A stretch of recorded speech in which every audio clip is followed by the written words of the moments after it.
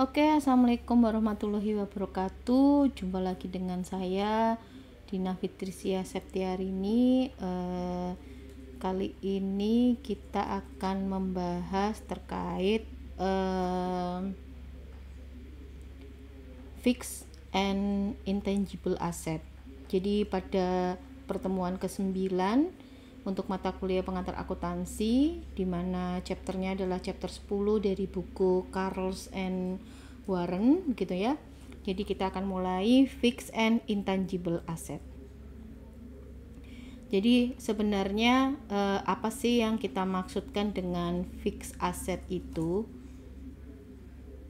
Jadi di sini dari literatur yang ada di dalam buku Carles and Warren, fixed asset itu adalah suatu aset atau harta yang dipergunakan oleh perusahaan dalam jangka waktu yang cukup lama atau sangat lama, di mana harta tersebut itu adalah bersifat yang relatif permanen.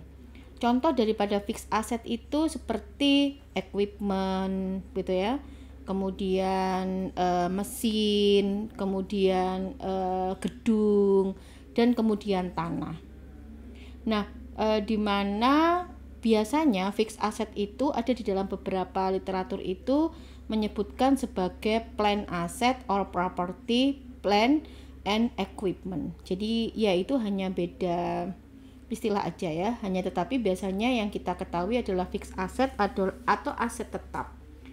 Nah, gimana di sini yang dimaksud dengan aset tetap itu tadi sudah dijelaskan bahwa dia berbentuk tangible asset, artinya dia tampak dan berwujud begitu kan. Jadi secara fisik itu ada. Kemudian yang kedua itu pastinya adalah harus dimiliki oleh perusahaan tersebut dan di mana dipakai oleh perusahaan tersebut dalam aktivitas normal operasi sehari-hari.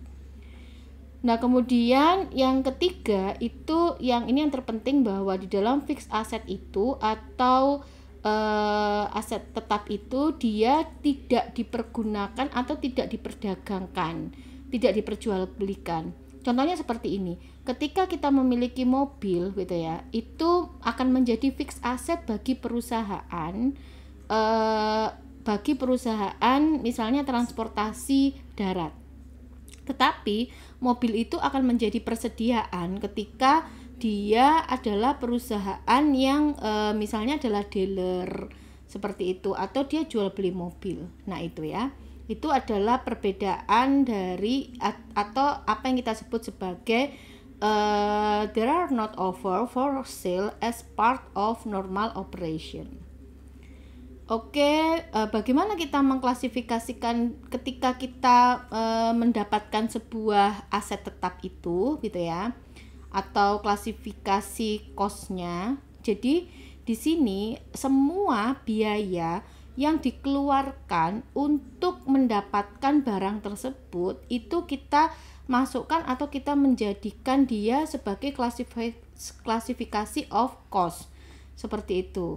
Nah, di sini misalnya is the purchase item long life? If yes, so continue with the question 2. Is the asset used in the normal operation? If yes, we choose fixed asset. If no, we choose as an investment.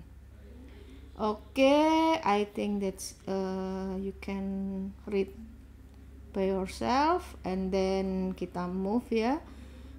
The cost of fixed asset. Di sini contohnya the cost of fixed asset itu in additional to purchase price, the cost of acquiring fixed asset include all amounts spent getting the asset in place and ready to use. Artinya begini, jadi semua biaya yang kita keluarkan untuk mendapatkan fixed asset itu kita klasifikasikan sebagai harga perolehan aset. Contohnya apa? Misalnya ada biaya angkut, misalnya kita beli barang nih dari luar negeri, kemudian ada biaya angkut, oke itu ongkos angkutnya kita include-kan. Kemudian misalnya biaya perakitan itu juga kita include-kan, atau misalnya seperti kita kalau misalnya mau biaya balik nama atau apapun itu kita masukkan ke dalam harga perolehan fixed asset tersebut. Nah, di sini, nah ini adalah contoh-contoh biaya-biaya yang bisa dipakai di dalam atau bisa kita kategorikan sebagai harga perolehan ketika kita akan mendapatkan fixed asset tersebut. Bisa dibaca di sini contohnya misalnya land. Land itu title fees, artinya merubah misalnya dari SHGB hak guna bangunan menjadi SHM seperti itu. Kemudian atau kita survei dulu nih tanahnya di mana ya, itu kita mengeluarkan biaya survei. Nah itu juga masuk ke dalam harga perolehan tanah itu sendiri. Nah itu bisa kalian pelajari gitu ya. Nah land termasuk ketika land improvement, artinya ketika kita beli tanah itu kita butuh membuat pagar, fences, kemudian atau kita menanam pohon gitu ya. Nah itu juga bisa masuk, atau paving gitu ya. Membuat paving atau membuat meratakan tanah itu, kemudian kita misalnya mengaspal dan lain sebagainya, itu menjadi masuk ke dalam aktivitas harga perolehan tanah. Nah, yang sedangkan yang tidak masuk di dalam harga perolehan itu adalah ketika vandalisme. Istilahnya misalnya kemudian ada pencurian, perampokan, seperti itu juga tidak masuk di dalam harga perolehan. Misalnya ada kena bajing loncat, atau misalnya ada orang datang kemudian merampok kita. Nah itu tidak menjadi bagian dari harga perolehan. Atau misalnya kita salah nih perakitan, nah ternyata kemudian barang kita itu rusak atau menjadi tidak bisa dipergunakan, itu juga tidak bisa masuk ke dalam harga perolehan. Oke ya. Oke, damage during unpackaged, fines or not obtain proper permits from governmental agency. Artinya ketika ada denda dan lain sebagainya, nah itu menjadi masuk ke dalam tidak masuk ke dalam harga perolehan. Nah, di sini contohnya ya, ketika kita membeli barang, purchase equipment itu adalah seharga 12.000 US dollar, kemudian biaya ongkos kirimnya adalah 600. Kemudian di situ ada biaya instalasi sebesar 1.500, kemudian including 500 due to an error of installation.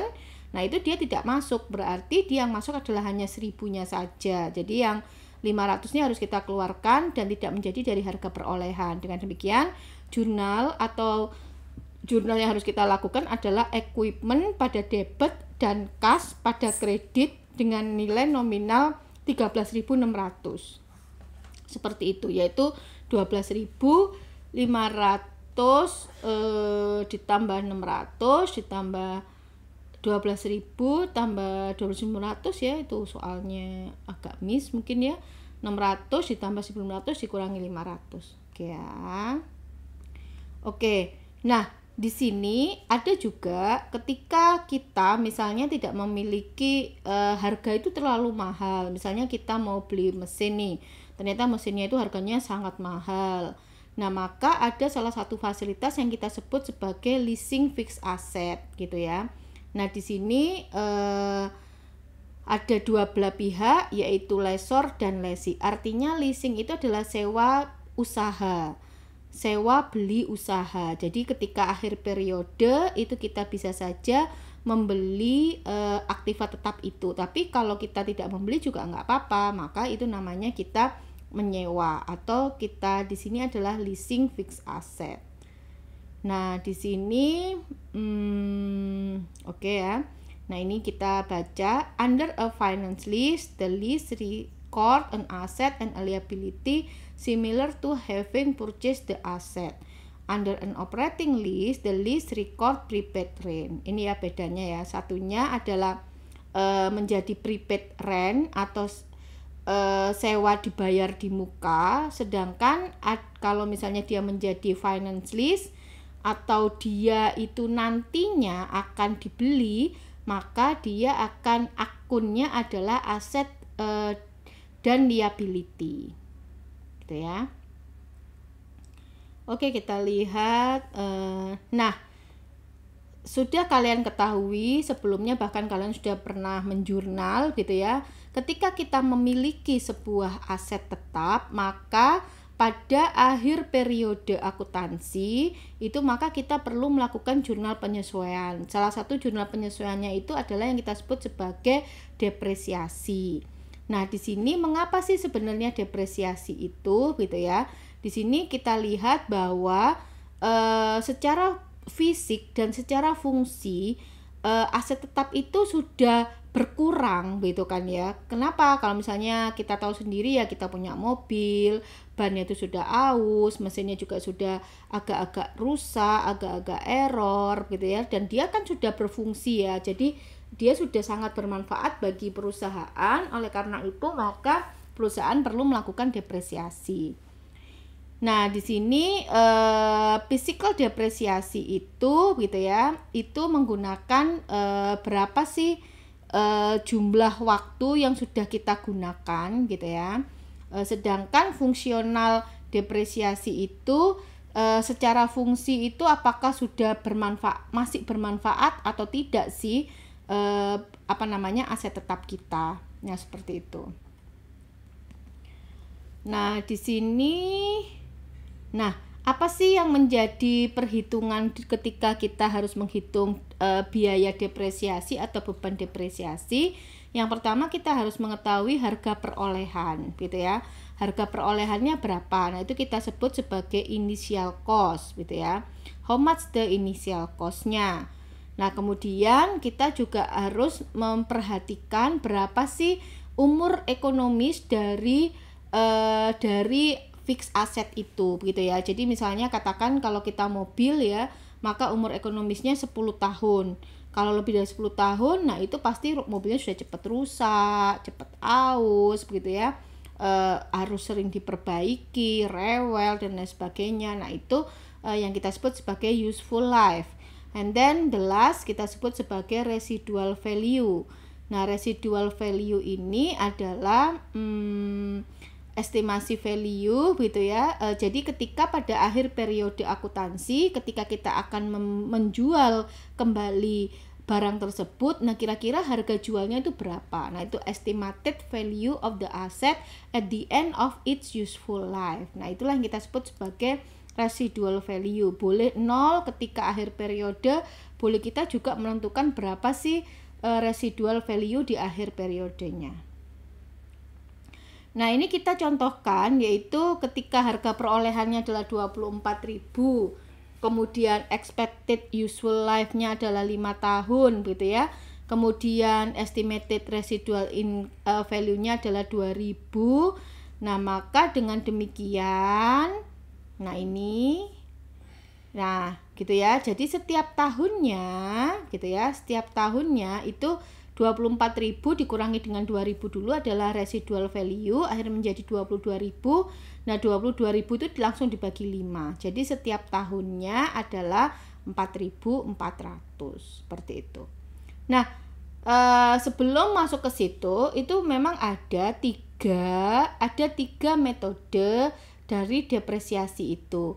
Yang pertama itu kita sebut sebagai metode garis lurus, yang kedua adalah kita sebut sebagai unit of activity depreciation, and the last kita sebut sebagai double declining balance depreciation. Nah, straight line method atau metode garis lurus tadi sudah Ibu singgung sedikit gitu ya. Jadi rumusnya ini adalah kalian harus hafalkan ya. Atau kalian harus pahami bagaimana straight line method, yaitu annual depreciation 1 tahunnya itu berapa sama dengan harga perolehan dikurangi dengan nilai sisa dibagi dengan umur ekonomis, sehingga dengan soal tadi contohnya adalah 4.400 US dollar per tahunnya. Oke ya. Nah, straight line method itu bahwa setiap tahunnya dia akan menjadi nilai yang sama gitu ya.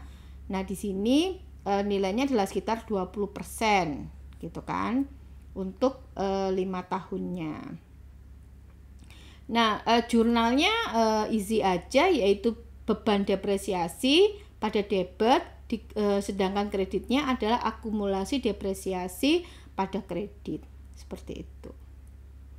Nah, kemudian di sini bagaimana kalian akan menulisnya day to day atau dari tahun ke tahunnya. Maka pada akhir tahun pertama nanti kalian akan mendapatkan yang disebut sebagai book value. Jadi di sini adalah equipmentnya 24.000 dikurangi dengan akumulasi depresiasinya 4.400, maka book value pada tahun pertama adalah sebesar 19.600, yaitu 24.000 dikurangi dengan 4.400 atau 19.600. Nah ini oke, jadi sehingga pada akhir tahun itu book value-nya adalah menjadi hanya tinggal 2.000 pada tahun kelima. Pada tahun kedua yaitu 15.200, pada tahun ketiga 10.800, dan pada tahun keempat yaitu 6.400. Nah ini yang kita sebut sebagai straight line depreciation.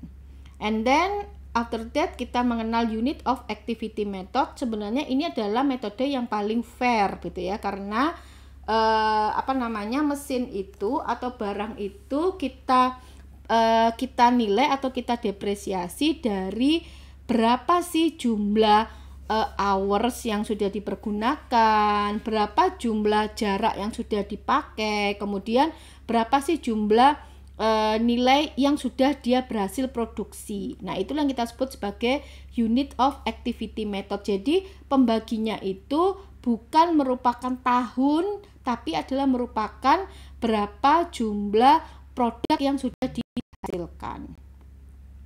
Nah ini otomatis kita harus tahu ya, berapa sih misalnya tadi forklift tadi itu bermanfaat sebesar 10.000 operating hours. Nah kemudian dia sudah beroperasi sebesar 2.100 hours begitu ya.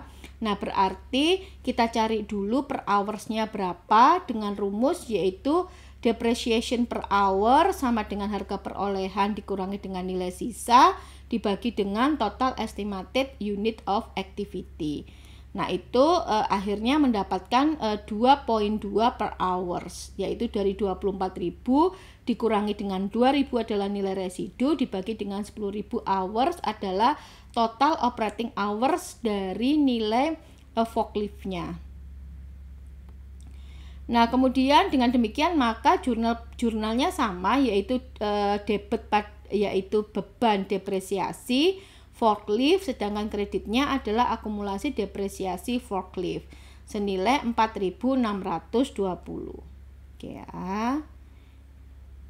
Oke, nah ini dengan demikian maka tergantung daripada berapa sih jumlah unit yang diproduksi tiap tahunnya. Jadi dia bisa aja tiap tahunnya itu tidak sama, tergantung dengan berapa unit yang sudah berhasil dia produksi, di mana per hoursnya tadi sebesar 10.000 working hours gitu ya.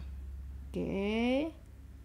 Nah ini udah. Nah double declining balance method. Jadi double declining balance method itu 2 kali lipat daripada nilai straight line percentage. Jadi kalau straight line percentage-nya itu 100% dibagi dengan 5, maka double declining itu langsung dikali dengan 2. Oleh karena itu maka langsung 40%, di mana 24.000 langsung dikali 40%, sehingga setiap tahunnya itu depresiasinya sebesar 9.600 US dollar. Dengan dengan jurnal yaitu depresiasi expense forklift pada kreditnya akumulasi depresiasi forklift sebesar 9.600 US dollar. Nah ini adalah tabelnya ya. Jadi double declining balance rate ini 2 kali lipat dari nilai straight line balance yang tadinya 20% menjadi 40%. Dengan nilai buku pada akhir periode akuntansi 5 tahunnya yaitu sama dengan seperti nilai residual, yaitu sebesar 2.000 US dollar. Oke ya. Oke, double declining sudah. Nah kemudian selanjutnya ketika kita mengcompare bagaimana depreciation method, ini konstan kalau pakai straight line, kalau pakai unit itu berfluktuasi tergantung dengan berapa jumlahnya, dan kalau double declining balance method itu depresiasi expense-nya semakin berkurang setiap tahunnya. Oke ya, bisa kalian pelajari. partial year depreciation. Nah ini oke, next unit double declining. Oke, sudah. Oke, merevisi depreciation estimasi. Jadi kita bisa yang semula kita perkirakan 5 tahun, ternyata pada tahun kedua itu kita menganggap dia menjadi lebih lama, seperti itu ya. Nah ini 88.000 bisa, ini ya, jadi tadinya kan awalnya 5 tahun nih, tiba-tiba dia menjadi 8 tahun. Jadi oleh karena itu dia menjadi jauh lebih panjang gitu ya, dengan biaya ininya juga, book value-nya juga menjadi lebih panjang, seperti itu. Nah dengan demikian maka depreciation expense-nya 1 tahunnya menjadi 10.000, yang semula adalah 4.400. Oke, then repair and improvement. Nah, bagaimana dengan ketika fixed asset itu sudah kita perbaiki atau kita tambah-tambah, misalnya dia nggak punya, kita beli dulu truk nih, nggak ada baknya, nah kita kasih tambahan bak, nah itu masuk ke dalam aktivitas improvement. Nah ini ya, jurnalnya adalah repair and maintenance expense pada kas, begitu ya. Oke, kemudian kalau extraordinary repairs, misalnya seperti kalau extraordinary itu contohnya seperti turun mesin, seperti itu ya, sehingga dia akan menambah atau mengurangi akumulasi depresiasi, sehingga jurnalnya adalah akumulasi depresiasi pada kas. Tapi kalau dia hanya mereparasinya kecil-kecil, ganti oli dan lain sebagainya, itu masih langsung kalian bebankan menjadi repairs and maintenance expense. How about the asset improvement, gitu ya. Nah, asset improvement itu menambah nilai daripada harga perolehan dari truknya. Ini misalnya contohnya tadi forklift ditambah dengan hydraulic lift, jadi 5.500, sehingga menjadi truk pada cash sebesar 5.500, sehingga dia akan mengincrease depresiasi daripada truk, dan juga akan membuat lama daripada nilai life-nya, seperti itu. Oke ya. Oke, selanjutnya revenue and capital expenditure. Di sini ya kalian bisa pelajari dan kalian bisa baca bagaimana mana yang akan kita klasifikasikan sebagai revenue and capital expenditure. Oke, disposal of fixed asset. Jadi fixed asset itu bisa juga sudah kita buang, gitu ya. Fixed asset that are no longer useful may be discarded or sold. Jadi bisa aja kita jual atau kita buang, gitu ya. Anggap aja dia udah barang rusak, kita buang, kita jual. Nah langsung penjurnalannya, karena kita nggak dapatkan uang, maka tinggal akumulasi depresiasi pada equipment sebesar 25.000, seperti itu. Oke, nah bagaimana kalau seandainya dia nilainya itu masih berkurang, berarti akhirnya kita mengakui adanya loss on disposal of equipment. Kalau nilai akumulasi depresiasinya belum selesai, masih misalnya dia 5 tahun nih, pada tahun keempat sudah rusak dan kita buang, maka pada tahun keempat itu kita mengakui adanya kerugian atau loss on disposal of equipment. Bagaimana dengan ketika kita menjual, gitu ya. Nah ini kita aktivitas biasa, biaya depresiasi pada akumulasi depresiasi. Nah berapa akhirnya uangnya kita jual, kas pada akumulasi depresiasi pada equipment. Nah kalau misalnya nilainya nggak sama, maka cash bisa loss on sale of equipment sebagai selisih debit, sedangkan kalau selisih kredit maka kita akui gain on sale of equipment. It's so easy. Oke ya, easy.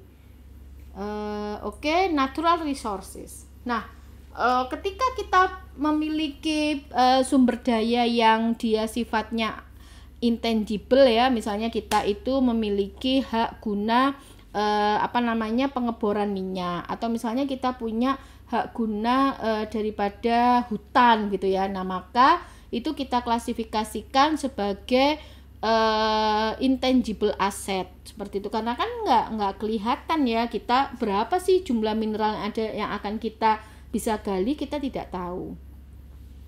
Nah, ini kita sebut sebagai natural resources. Natural occurring, remove for sale, remove and sold over more than 1 year. Nah, kalau yang tangible asset itu kita sebut sebagai biaya depresiasi atau beban depresiasi, sedangkan kalau intangible asset itu kita sebut sebagai beban deplesi. Seperti itu, depletion rate. Depletion rate sama dengan cost of resource dibagi dengan estimated total unit of resource. Nah, kemudian kalau kita sudah ketika periode itu kan berhasil ya, misalnya minyaknya sudah keluar 10.000 ton. Nah, maka di situ langsung dikali dengan quantity removed. Artinya sudah berhasil kita kerjakan ini tontonannya. Nah, ini contohnya. Cost of mineral deposit 400.000 US dollar, di mana estimasi total unit of resources adalah 1 juta ton, dan ketika during a years itu pada tahun pertama adalah 90.000 tons. Nah, maka depletion rate-nya adalah 0,4 per ton dikali dengan berapa jumlah yang sudah berhasil kita lakukan 90.000 ton, maka nilainya adalah 36.000, sehingga beban deplesi pada akumulasi deplesi. Oke, depletion is over. Nah, intangible asset. Oke, intangible asset juga termasuk hak paten gitu ya. Amortization expense. Oke. Tadi itu deplesi untuk natural resources, sedangkan untuk intangible asset itu seperti hak paten itu, maka nama akumulasi penyusutannya itu kita sebut sebagai amortisasi. Amortization expense pada patents ya. Contohnya juga copyright and trademark, kemudian goodwill gitu ya. Nah, di sini adalah loss from impaired goodwill pada goodwill. Ini kalian bisa pelajari sendiri. Intangible asset. Nah, ini paten, description-nya bagaimana mengamortisasi, dan periodic of expense. I think that gitu ya. Nah, ini letak daripada di neraca atau laporan posisi keuangan itu tadi bisa dengan menggunakan fixed asset atau property, plant and equipment, land, building dan lain sebagainya. Ini dikurangi dengan akumulasi depresiasi menjadi nilai buku.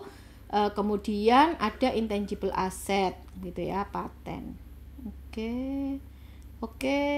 Saya rasa pertemuan ke-10 sudah selesai gitu ya. Maka saya akhiri sampai di sini. Terima kasih sudah menyimak. Wabillahi taufik walhidayah. Wassalamualaikum warahmatullahi wabarakatuh. Dah. Stop record.